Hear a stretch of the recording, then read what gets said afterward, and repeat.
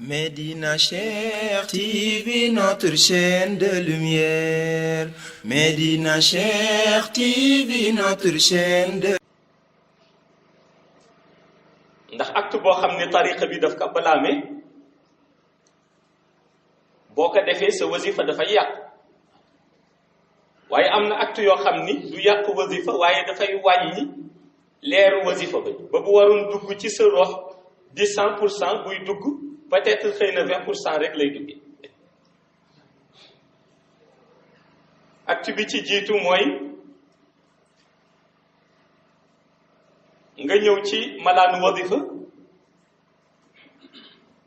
sol yére boo xam ni effigie bi fi nekk maanaam photo bi walla bind bi dafa bokk ci lu tariqa tijaniya compte boobu mooy acte bi ci jiitu du yàq wasifa waaye day wàññi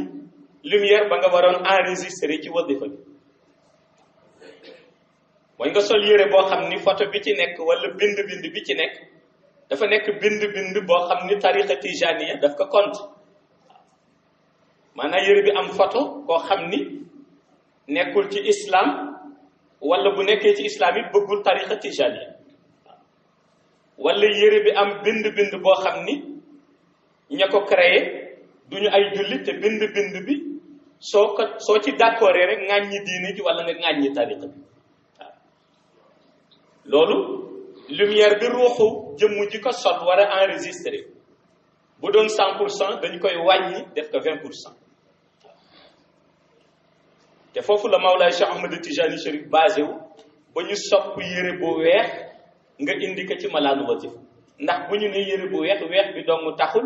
mais dañu yëg ni photo nekku ci bind nekku ci bu dee yére boo xam ne nag effigie ba fa nekk walla portrait ba fa nekk photo la bu dëppoog tariqa bi walla bind bu dëppoog tariqa bi loolu aayul bi ñuy aayal mooy bind boo xam ni dëppoowul ak idéologie tariqa bi walla portrait boo xam ni dëppoowul ak lu tariqa bi nam boobu boo ko solee ñëw di wasifa yàqul sa wasifa